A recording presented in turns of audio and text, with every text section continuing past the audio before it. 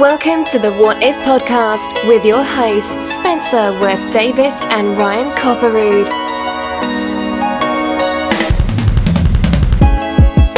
You're listening to the What If podcast. We are listening to something you can't hear. And if you want to have the same experience as us, though, just go put on "Wannabe" by the Spice Girls and fast forward into the most crack open a Miller Lite, and you'll be right here with us. The most effective copyright law hack that exists.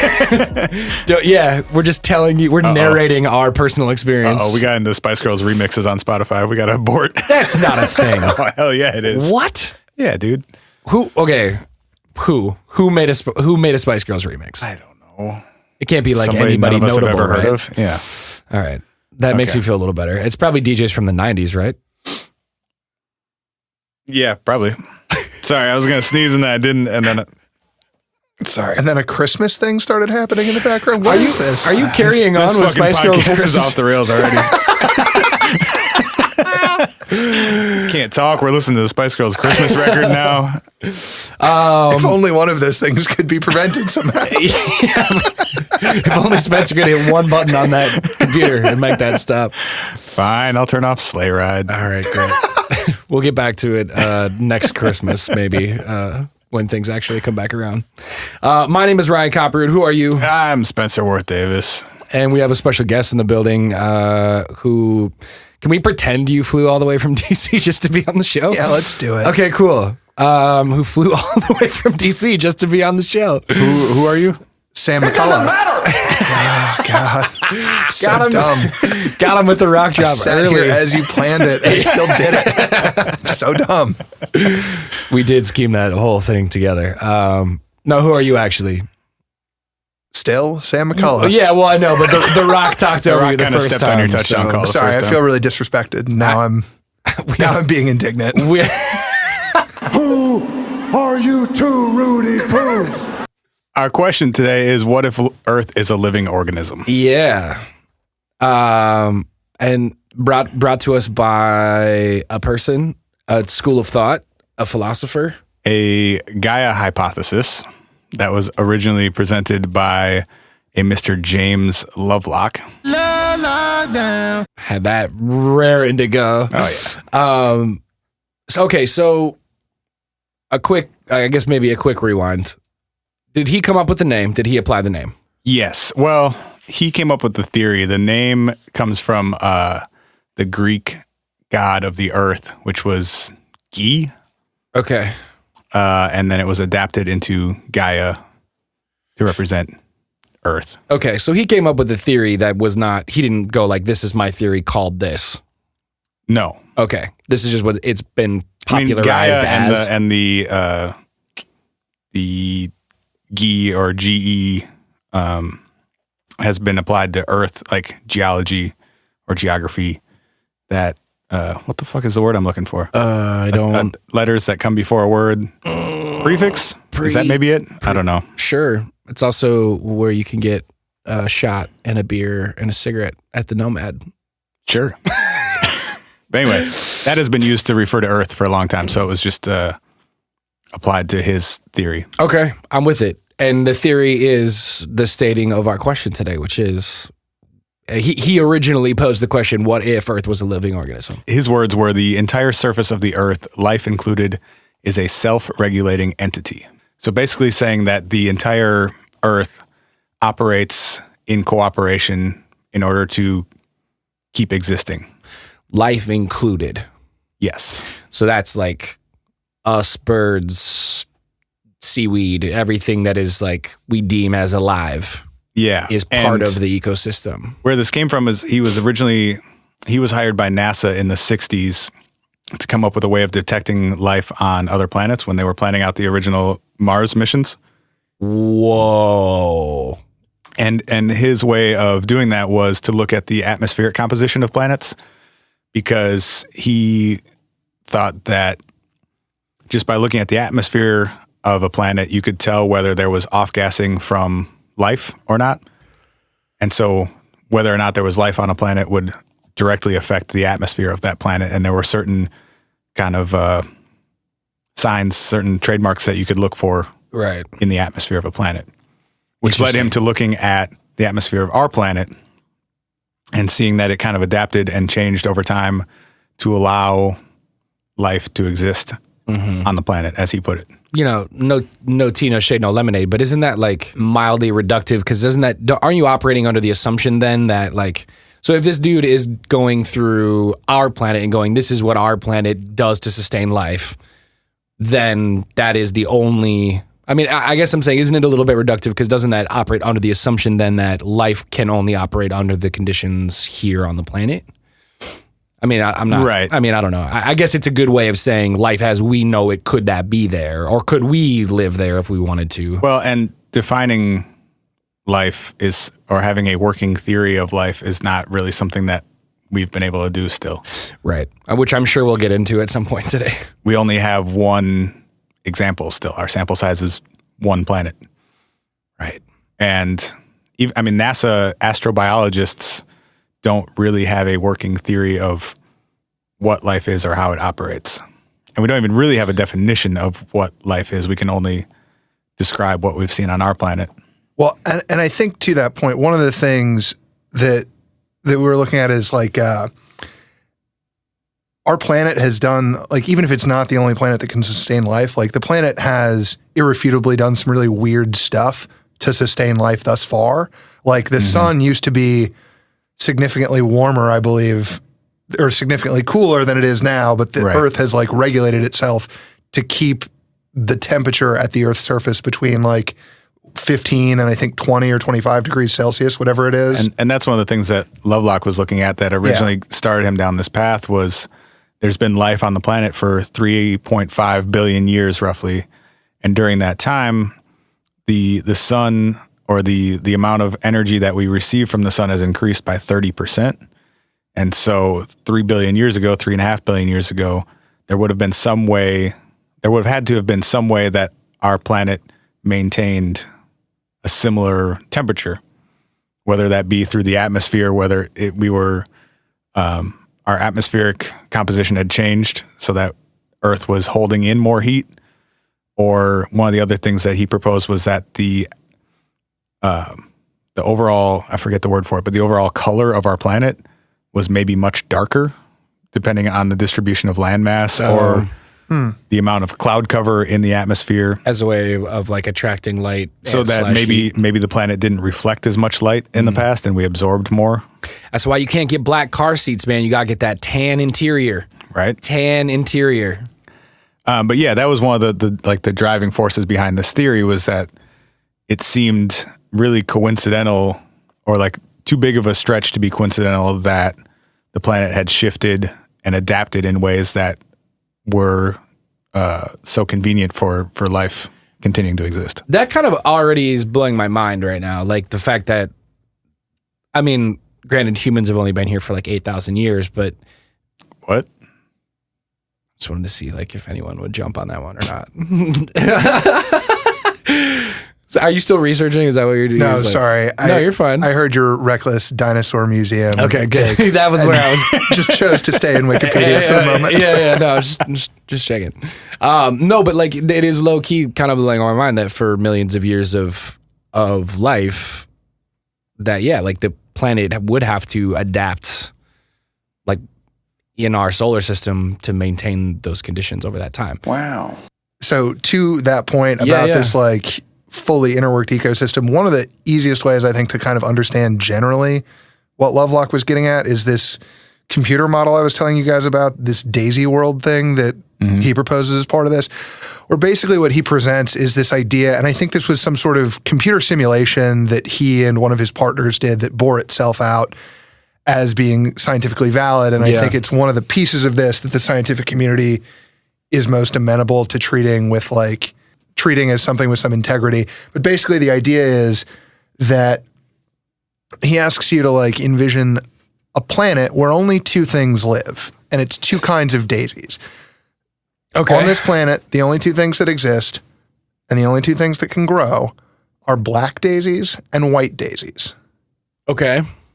And essentially what happens is that these two types of daisies do very different things, right? Like the black daisies, to your point about car seats, absorb heat and would Right. make the planet hotter. Right. And the white daisies are incredibly useful for reflecting that heat back. Mm-hmm. And the point is that over time, as they modeled this hypothetical planet, the temperature of the planet was essentially regulated by these two types of daisies. Like, as it got too hot, it created a better environment for the white daisies to grow and then reflect that heat back. And then as that cooled the planet off, it created an advantageous environment for the black daisies to grow and then absorb that heat and bring that core temperature back up. So is that like an insinuation that there's an inherent something within the DNA of those plants that responds to certain temperatures or certain conditions? I think it's bigger than that. I think it's the idea that there is some sort of like equilibrium that the planet that hosts those plants is trying to get back to. And that this larger Gaia theory is essentially like a really complicated, like a million things can grow here version of that path forward. You know what I'm saying? Yeah. Yeah. He also uses the example of a thermostat or an oven where there's sort of like a target temperature or homeostasis. Right. And we may fluctuate on either side of that to some degree. You know, like you set your thermostat at 68 degrees for your house. If it drops below that, the heat's going to kick on. Temporarily, it might be more than 68 degrees. When it gets up to 69 or 70, the heat's going to turn off. It'll slowly cool off. You'll go, so you're fluctuating on either side of this target, of this homeostasis. Sure. Just to clarify, the idea being, though, that it's not just literally with the temperature of the planet. I mean, it is, but it's also like a much grander, more complicated chemical everything, right? Right. I mean, it's that metaphor would apply to the entire surface of the planet and all things living on it. the word. But to your point, not just temperature, like atmosphere, air quality, like whatever. Yeah. So the one that I was like looking into, or the one thing that I came across when I was doing less research than you two on this, was the whole concept, and this goes back to your point, Spence, about how 3 million years ago there had to have been life sustained under different conditions. It's billion, but yeah. Or what did I say?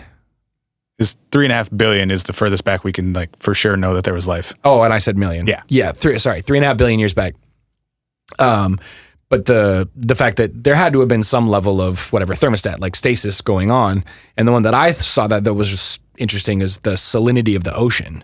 That the salinity of the ocean, in order to sustain life, has to be, I think it's like 3.5% or something like that, or it has to hover around. It's got to be within a certain range. Yeah, the salinity of the ocean has to be within a range to be able to, otherwise too much salt, you kill everything, and not enough salt.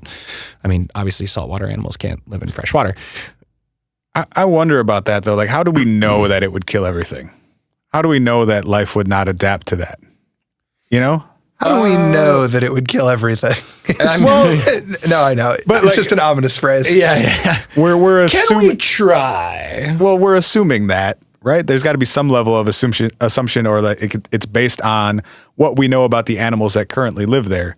But animals and life in general can adapt to almost anything. Well, I mean, I would imagine, and maybe a lie was born in this moment, but I would imagine that there's been a lot of science done around, like, they probably go around on boats with like a big freshwater tank, and they probably just pull stuff out and be like, how do you do? Oh, he's dead. How do you do? Oh, he's dead. But even like one species over a pretty short amount of time, like there are river dolphins in the Amazon.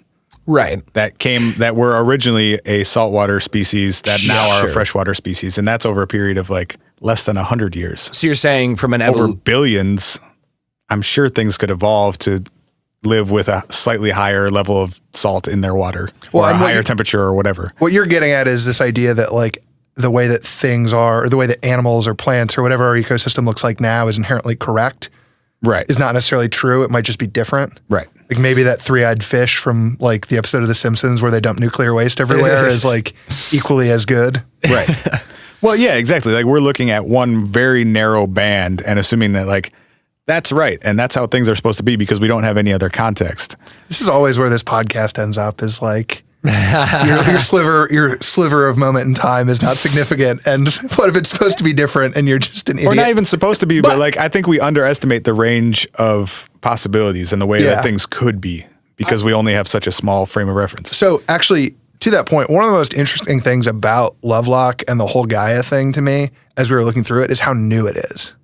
Like this is a theory, like a scientific 50 theory. years old. Yeah, it's from like the 1970s. The book was published in 79, so Right. less than 50 years. So like less than 40 years. I just think it's fascinating that like as we've gone through all of this period of all of human history, that like we just got to this place where we're considering this question at the as a scientific community in the last like 35 years. Lovelock brings up the idea of cybernetics, which basically is that the idea in you hear about a lot in computing, but it kind of relates to human beings and is something that we do naturally too, of a lot of systems operating together in service of like an ultimate goal. So he uses the example of and we do this a ton, like without ever thinking about it. Like if you're standing on a ship that's moving across the water, it's swaying side to side, it's maybe moving back and forth. To stay upright and to stay focused at like looking at the horizon or doing something on board that ship, there are a ton of processes within your body that have to happen in order for that to continue. Shifting your weight. Right. So your eyes have to take in information about your surroundings. Your equilibrium inside your ear tells you when you're balanced. Your muscles have to shift back and forth, et cetera, et cetera. And so he uses that as an example of you could look at the planet sort of in the same way, that maybe there's some bigger goal that we're not necessarily aware of, that the whole planet is working as one unit in order to move towards that goal. And maybe humans or maybe life in general are one aspect of that. Maybe we're, equivalent to one organ or one specific process in the body acting towards some sort of unknown bigger goal. We always, as humans, assume that we know what the goal is or that we know the big picture, and we really don't. Which is why I wanted to pull us back there, because like the other piece we were kind of glossing over is like with these other species that have gone extinct, the Gaia hypothesis sort of implies that like none of this is random and that there's a value to all of these different life forms and they all perform a job. Mm-hmm. Like to your point about multiple systems working towards the same goal, it would be like if you just like went into like a factory assembly line and we're like, oh yeah, all these parts, they just do stuff. Who knows? Like right. It's carefully constructed towards one ultimate goal. Right. And what if that is how all of these species in the world interact? It's not just like, oh yeah, butterflies flap around. It's crazy. Yeah. And there's actually like value and purpose to that helps like maintain this homeostasis, which was a great word that you brought out earlier. I was very jealous. I feel like someone else should have the button bar for those moments. Yeah, maybe we all need one. Dude, there would be nothing else happening. It would be madness. It would be madness. That's all that would ever happen. What if you listened to 40 minutes of nonsense? Well, sort of what this is already. I think that's your assembly line or your factory example is a good one too, in that like even if you were to look at one part of the human body, like if you just looked at a hand without the context of what a human being was, you would have no idea. You wouldn't be able to put together the bigger picture, right? And so to look at like a human perspective of human life is most important, who knows? Maybe it's not, and maybe lots of other species had to come and go for us to even exist on this planet. Yeah, there were other animals that had to get out of the way so that mammals could exist on the planet. Right. There are tons of plant species that like without trees, human beings could have never existed on the planet. And we went billions of years without having trees. For sure. I think we're just we're naturally inclined to take sort of the short-term view of things, or maybe there's a lot more to that picture that we're just one component of, and we're not aware of the bigger goal.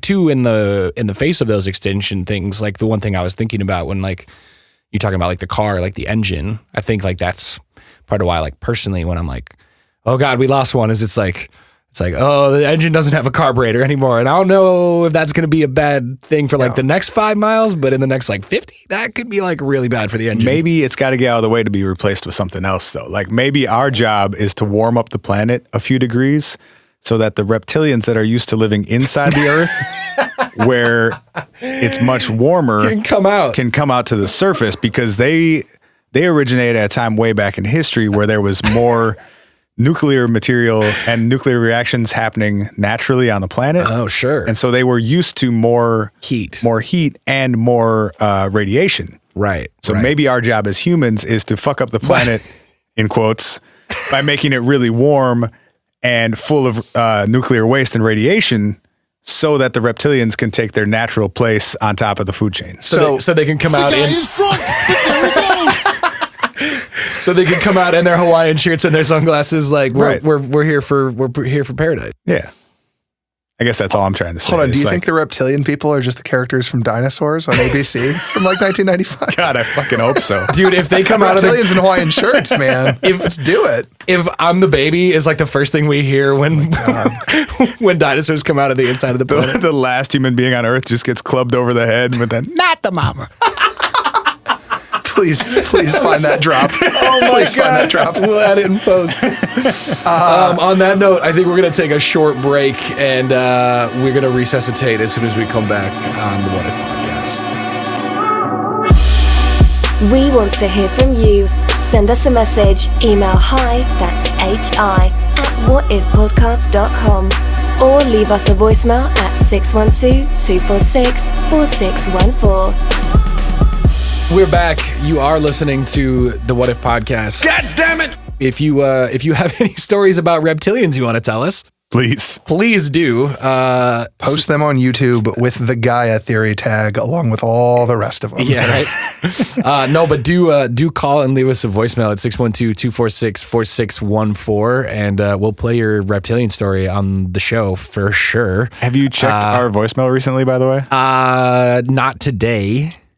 Okay. Do we potentially have some? I heard a rumor that we might have a cult story on its way to us, but we'll have to do like a recap. That's how lit our listenership is. I know in advance about every voicemail we're getting.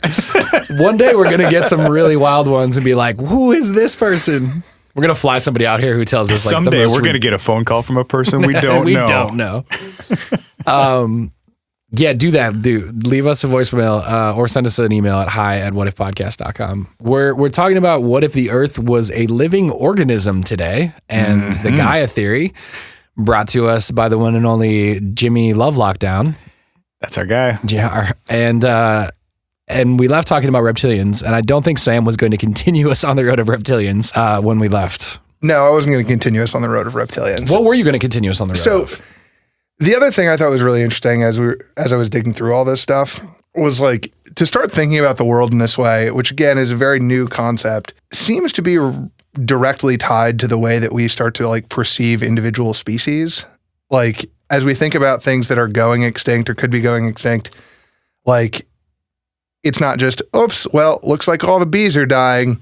It's like, hey, maybe we really needed those things. Right. And like starting to think about like the broader impact of some of those species on the planet as a whole. Like, not that I am no expert on colony collapse or really any of this, but that's kind of the point of this whole thing.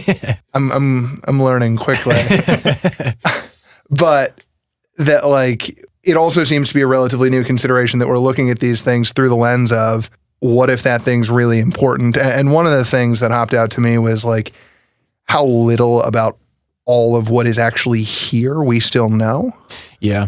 I was reminded of, I was in Costa Rica a few years ago and was talking to this guy who runs like the largest national park in the country.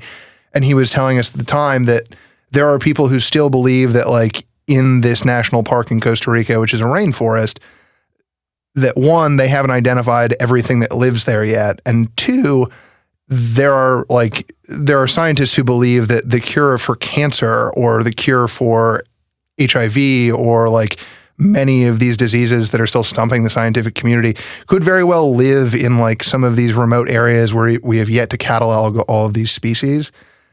So that was the sort of like tangent that all of the Gaia stuff took me down, is like this broader consciousness of what these species mean to not just necessarily an ecosystem, which is a concept that is not particularly new, but like a series of ecosystems creating one big system. Right. Well, and yeah, the fact that we don't even know what all of the potential variables in that system are. We don't even know what all the parts of that system are, much less the variables. Yeah. True. Like, we don't know most of what's in the ocean still. Right. You know, and like when you brought up, you know, with Costa Rica and especially insects, we have no idea what's going on with most insects, or like we discover new species of insects all the time. And that's just on, you know, the 30% of the planet that we can get to easily. Like, you start talking about the oceans and we really have no idea. Right. Like, again, maybe we're warming up the planet so that the oceans can rise, so that the dolphins can finally take over. Maybe the dolphins are the ones really driving this ship. Check out What If Dolphins Get Skydived to find the actual details on that theory. But yeah, that's a really good point. Of like, we don't even know what all of the systems in this organism are necessarily. Well, and I feel like for most of like modern human history, all of that has been filtered through this lens of like, what can I, human person, do with this animal or this crop or this whatever? Right. And it's only in very recent years that we've started to think about like, what is this thing doing that I'm not seeing or that I'm not necessarily feeling? Yeah. And I think that's the part of like the theory or the hypothesis that Lovelock lays out that is sort of interesting. Like, I don't know. At some point I want to get into like Lovelock and this theory and like him to some extent and how credible this is, because I think that's kind of fascinating. But I think what he did find was like some little gap in the scientific community that was maybe operating from the wrong perspective, or like was missing things because of the perspective that they were coming at these scientific questions with. And I think that's some of what's fascinating about the hypothesis, just generally speaking. Yeah. Well, and it was at a time where our perspective was starting to shift too, with being able to get into space, and, you know, we not only being able to get into orbit, but then being able to get to the moon, and then looking at missions to Mars. And the Russians had successfully put a probe on Venus, and like we're starting to explore other parts of the solar system and starting to get a different perspective on, oh, like it's not just Earth. There's maybe a bigger system here. Right. And that's an interesting thing that Lovelock brings up too, is like looking at the Earth as an organism. But then again, if you take that scale out even further, you know, what is Earth's place in our solar system, in our universe, or in our galaxy, in our universe, and the process of like stars and planets and galaxies die and are born all the time. And maybe this is all part of a bigger process that's necessary. And it's necessary for planets to die because as they go through that process, they release more hydrogen out into space, or the atmosphere changes and things that were trapped on that planet are released back into space. Just as when an animal dies, their remains are released back into the ground and facilitates the growth and other life. There's no reason to think that wouldn't be happening on a bigger scale too. You know, when you get a neutron star that releases a bunch of material back into the universe, other stars are born out off of that. Planets are, you know, born around those stars and so on. Right. So like, again, getting back to that perspective of like, we have to, because on a day-to-day level to exist, we have to look at things from a human perspective. Right. But in the big picture, like, humans probably don't matter, or we're one little part of a much larger process. And maybe we have to die, or our planet has to change for that bigger process to continue. Like, what if our planet becoming uninhabitable is no more consequential than like a 7-year-old losing a tooth? Right. Maybe that's what we should have titled this episode. Still time, baby. Still time. And just the idea of regeneration and change too. Like, I don't know if this is actually true or not, but I've heard that all of the cells in your body are regenerated or replaced over a period of like 7 to 10 years. Yeah, I've heard that too. And, you know, on a bigger scale and on a larger time scale, maybe that happens in our universe too. And things have to die and be reborn and change and mutate for that process to continue on a bigger scale. It's an interesting concept to think about, the like hierarchies of interdependent ecosystems. Like, you can go all the way down to like I mean, I guess literally like a cellular level if you wanted to go down to like the interdependent or even smaller than cells, I guess, but like interdependent cells in a body, in an ecosystem, in a specific locale, which works off of other ecosystems in a planet, in a solar system, in a, oh my God. On Orion's belt. Oh my God, on Orion's belt. I never pulled the damn Men in Black audio. Or we were going to do that last night. We didn't or the actually Magic pull it. School Bus audio. I want to know if there's like an actual Magic School Bus episode that's like... Dude, I feel like they went inside a cell in a body or into outer space in like every episode. True. I also haven't watched any of them in about 20 years, so I could be wrong. I hope you find yourself so deep in the Magic School Bus like web forum community. For anyone listening to this podcast, if you take nothing else away from this episode, take away the fact that every episode of the Magic School Bus is on Netflix right now. No, it's not. Yes, it is. Oh, man. So... That's going to inform... No one's going to listen to the next 20 minutes of this podcast because you should all throw your phone in the trash and go watch every episode of the Magic School Bus. But yeah, they're all out there. You don't have to throw your phone in the trash. No, you can just close the podcast app and open the Netflix app. Nope. So you know how I told you that I felt like my heart was going to explode after that weird energy drink from the co-op? Did it while we were on the break? No, but I started feeling normal again. Oh, that's good. But then I started drinking coffee after that. And your heart's going to explode. Now I feel like I might die on the podcast again. So if you don't hear anything from me for a while, I think I've probably died. We'll check in. Are you just going to like die with your eyes open sitting in the chair like, oh. Yeah, if you just hear the Lovelock soundbar drop repeating over and over again, Spencer's passed out. Blip, blip, blip, blip. Oh, God. Spencer's corpse is on the NPC again. It's like passing out on your keyboard and just the Z key for 340 characters. Anyway, so here goes nothing. Here goes nothing. I like that you feel like your heart's going to explode and you took another sip of coffee. I had like half a cup left. I got to finish it. Yo, can we talk about this weird Lovelock motherfucker for a second? Yeah, I would love to. Let's talk about it. Because this is the most fascinating part of this to me, is this dude. Like, I was sort of in and out on the Gaia thing. I think that like conceptually there's some interesting stuff there. And I meant what I said earlier about like perspective and changing the scientific community perspective, and even if it's not like fantastic. But I think this dude is genuinely sort of fascinating. Yeah.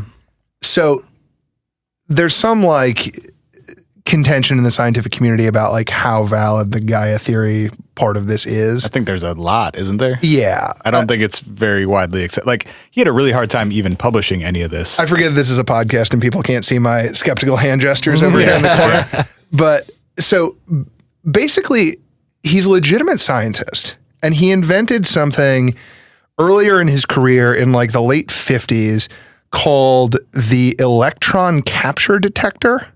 That sounds fun. Cool. Which is some sort of device that I'm not nearly clever enough to fully understand, that was one of the earliest ways apparently of detecting like the presence of certain chemicals or particles in the air and things like this. Apparently it was very effective according to this BBC documentary I saw. I think that was part of his work for NASA with the Mars Voyager missions, is that they wanted to send the probe, when they were initially sending probes to Mars, they wanted to have a way of detecting signs of life in the atmosphere. Right. But it needed to be incredibly small because every ounce of anything that you put on a spaceship costs another like $7 million or something. Yeah, insane. right.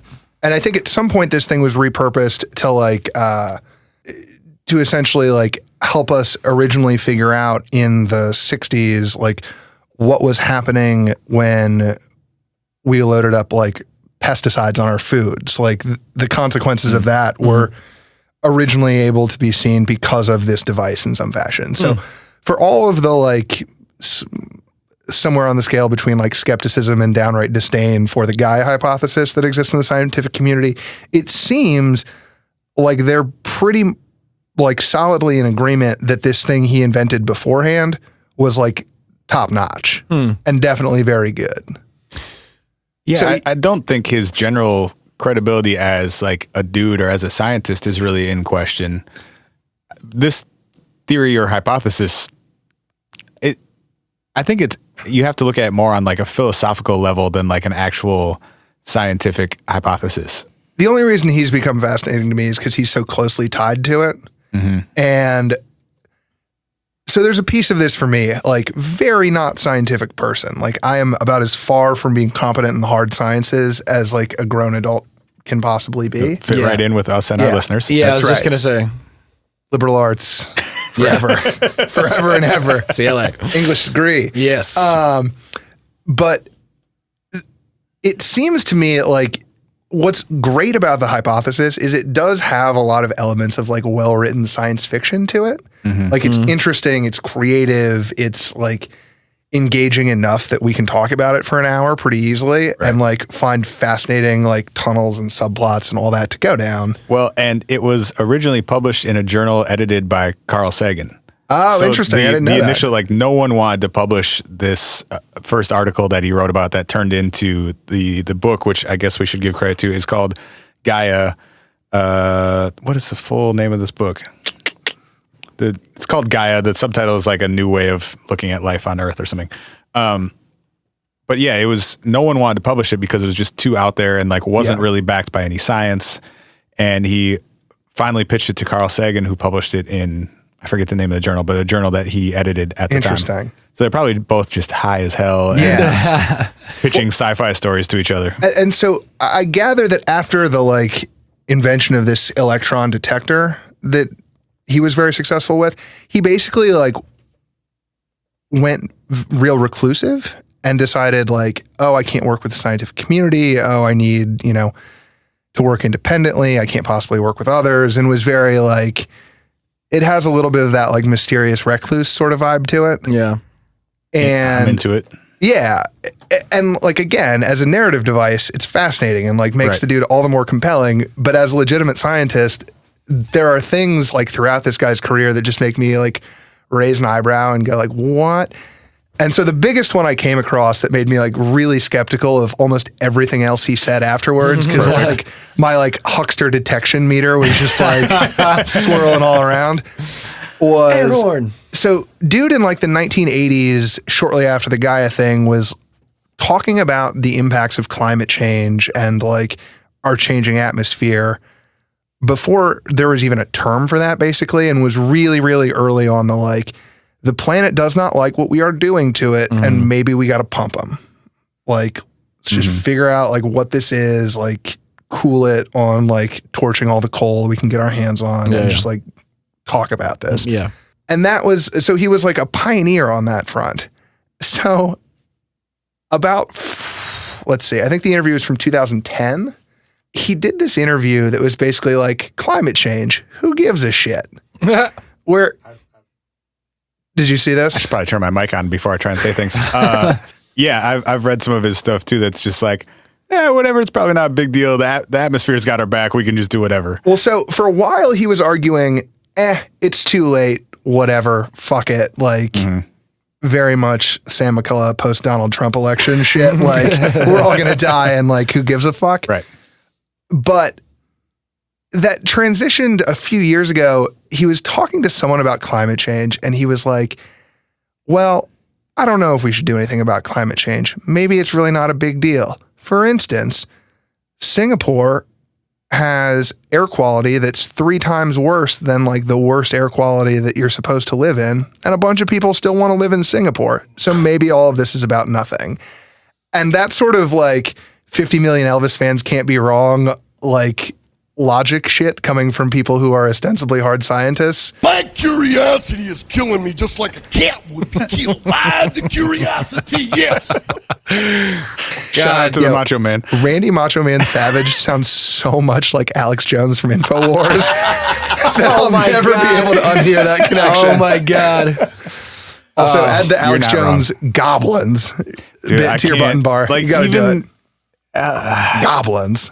Even as a joke, I can't stomach Alex Jones. Like, it's just not even funny to me because it's so over the top and so obnoxious. I will never play an Alex Jones sounder on this podcast. I think he and Macho Man might be brothers. Well, they probably do the same amount of cocaine. The dude live streams like 90 hours a day, so he's probably got to be. Oh God, I wish. Dude, is he still alive? I can't imagine he is. Too much cocaine in that heart. How much coke and steroids can one man handle and still live? While you guys talk, I will I will find out if our guy Macho Man is still out there. Good. We'll get it back on the rails. Anyhow, all of that is to say that I think that for me, having dug through a lot of the Gaia stuff and a lot of the James Lovelock stuff, there's a lot of like, it feels similar to some of the stuff that, and you guys have talked about this on the podcast before. It feels similar to like some of the Scientology story in parts. It's got a lot of like huckster selling a vision of something that like, oh, you can't see it because I have to work alone. And, well, maybe, you know, if it's going to inconvenience everyone, maybe I'll just back way off. Like, I don't know. There were a few red flags in there, and maybe it's just the fact that this dude's now like 85 years old and doesn't know what's what. And or maybe he's just like not out here to like fight a fight at the age that he's at, especially if he's been perceived as like kind of wrong or very wrong for a long time. Like maybe he's like, you know what, whatever. Like this is a thing that I stood by for a while and I still kind of do, but what is it going to gain me at the age of 85 to be like real hardline about this stuff? It does seem though like it's a little bit ridiculously counterintuitive to his whole thing of like, hey, this all functions. Well, actually, okay, so here's a question. Is it counterintuitive if you genuinely believe that the planet as itself is a self-regulating organism? Maybe it's not counterintuitive at all to be like climate change doesn't matter because one way or another, like your ship metaphor is a good one. We're going to come back to homeostasis somehow. Like the ship might be like feeling like it's going to tip over right now. We're going to literally right the ship somehow. Maybe literally right the ship somehow. And even if that means that like humans die and stop or burning, at least some or a significant number of us to stop doing the thing we're doing. Also, for the rest of us, if we see people just start dropping dead in Singapore, we might notice and actually start doing something. Right. Real quick, I put it into the Googler. Good googly moogly. And Randy Savage died in 2011 at the age of 58. Okay. R.I.P. So don't do drugs, kids. Extremely R.I.P. Don't do drugs and don't spend your life beating yourself against other human beings. I mean, I would encourage being a pro wrestler. Just don't do as many drugs as he probably did. There's that. Heart attack at age 58. All right. Yeah, it's the cocaine, not the wrestling. Yeah, probably. Mm-hmm. I guess I just feel like, you know, as much as I would agree, and from a human perspective, we should self-regulate the planet. If his theory in his mind is genuinely a belief that the planet as a whole is self-regulating, then he must believe that we don't have any more power to regulate or deregulate what's going on in the planet than the planet as a whole does. So like maybe that's why he's like, well, you know, like maybe there's too many people on one side of the boat if to keep the metaphor going, and that's tipping the boat in one direction, but eventually a couple or a bunch of people are going to fall off the boat and that's going to rebalance the boat and the boat's going to come back to like stasis. I guess all I'm trying to say is like, to me, that doesn't necessarily reduce credibility in my mind, just because it seems like you could find a way to fold that into his theory that like, we are probably killing a lot of bees and sardines and we're doing a lot of really bad shit and like exterminating insects and trees and stuff. But like, shit'll come back around. Like it always has. It has for 3 billion years. So. Well, and maybe to take your metaphor a step further, like maybe it won't right itself and maybe the ship will go down and the ocean won't give a fuck because it's an ocean and shit will go on as it always has. Yeah, right. Or maybe even the scarier version of that is, what if our versions of right and wrong are completely human-centric and it's the job of humans, per Spencer's earlier point, to just be the like dead skin that gets sloughed off so that something else can grow. Yeah. Like that to me is the tricky one. Cause like, if you think about the way that we perceive like other animals in, I guess most notably like the food chain that are like cows, like cows don't have the like consciousness that we think of. And in part, I think it's because it's like cruel, right? Like if you think that a cow understands that its job is just to like be born and then get murdered so that humans can eat it. I think it's 100% that. I don't think it's partially to justify it. I think it's purely to justify it, that we assign them less consciousness than us. Or we just don't even really entertain the notion that they could be conscious because it would be horrifyingly cruel to believe that was the way of the world. Exactly. And I think that's part of the problem with like taking the Gaia hypothesis to its logical end is like, maybe we are here to die. Like maybe our purpose is to die, and like what we want or don't want out of this world doesn't matter. Yeah. And like, we're just going to die because that's the most useful thing. And that's a terrifying thing for us to be conscious of, but like, maybe that's what it is. Yeah. And I think it goes back to that whole, the fever thing, you know, like, is global warming a fever? And we are the bug that a fever is going to get rid of because it's a fever, you know? Yeah. But even that is still really human centric, right? Yeah. Like, it might just be that there's not any purpose that we'll ever understand. Right. The universe just wants us culled. Yeah. Or maybe we're here to supply genetic data for the Greys and their hybrid program. Maybe Here we go. Maybe that's all we're really here for. We were talking about this earlier, and definitely the best thing about this hypothesis is how quickly on YouTube you go from like sit down BBC interviews with this like portly 90-year-old British scientist to like reptiles live in the core of the earth and they're coming for us all. It's like 3 videos down. The first 3 results are like James Lovelock related, and then the 4th one is David Icke, and it's just all downhill from there. I still feel like nothing is better than being on a YouTube video that you're watching, and as you're watching it, you're like, what is going on right now? And then you scroll down and the top rated comment is just somebody going, oh, so I ended up on this part of YouTube again. You know, you're like, shout out to that dude for totally echoing my sentiment right now of like, I clicked too many related videos and I need to climb my ass back out of the well. And now I'm watching the compilations that people put together of YouTube glitches where they say that they're shifting into reptilians and then back. Yes. Oh my God. And you're like, oh no, the K-hole has consumed me. Jenna Bush is a shapeshifter. No. Oh my God. Well, and the Gaia stuff brings both the reptile people out and the like, as Spencer and I were talking about earlier, and the like overly enthusiastic yogis who are like, credits to planet Earth for all 23 minutes of this footage.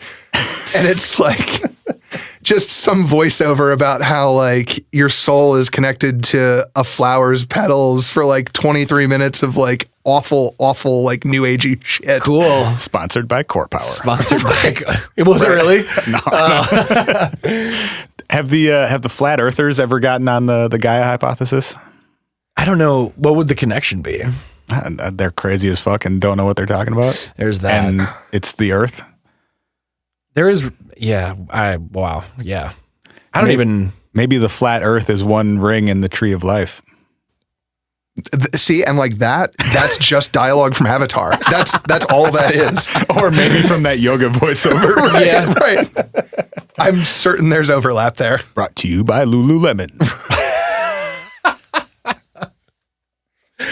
Oh shit. It's all connected. That's the best part of like taking this and repurposing it. It's like, oh, the world's a living, breathing ecosystem. So yoga is super important now. Like, that's my takeaway. So buy these stretchy pants. It is kind of a leap. It is kind of a leap. Well, okay. Last thing from my notes, at least, that I wanted to talk about. We can talk about David Icke and cows and yoga pants for as long as you guys want. Totally.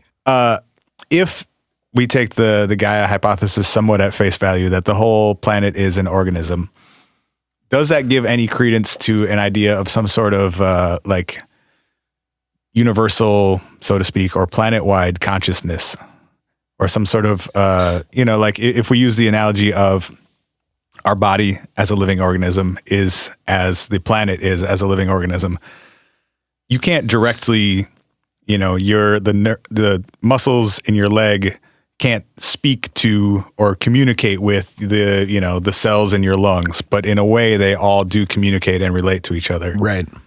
On some level, are we connected to all things living on the surface of the planet then, if we take that hypothesis sort of on face? I don't know.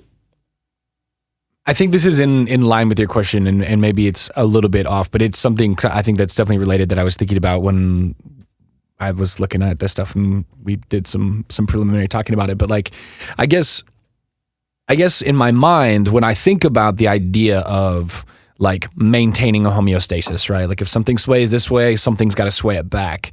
Like the word that keeps popping up in my brain is like intention, right? Like there's, in some ways, there's like a perceived intention behind doing that, right? Like, you know, like there's got to be some bigger goal that you're working towards. Yeah, like what is the 68 degrees right, of your thermostat? Right, exactly. You know, like that 68 degrees being set somewhere and all things relating back to that, there's an intention behind the 68 degrees. And I guess it's a little different than what you're talking about, but it's hard for me to imagine a world that has a stasis that is an intentional stasis, that is a maintained balance, without there being something that is driving whatever that balance point is. We wouldn't necessarily be aware of it.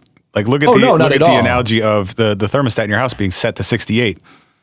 Your furnace doesn't know why it's pumping out hot air at certain times. Right. And there's not like some bigger meaningful reason. It's that the processes in our body work best and we feel most comfortable when we're in, you know, a certain temperature. Like totally. there's no deeper meaning to it really. And in some ways it's purely coincidental. But I guess what I'm saying is, but I guess what I'm saying is somebody had to set the thermostat. Right. Or for there to be a balance point found and come back to. Like we don't necessarily, like your brain tells you this feels good or this doesn't feel good. Right.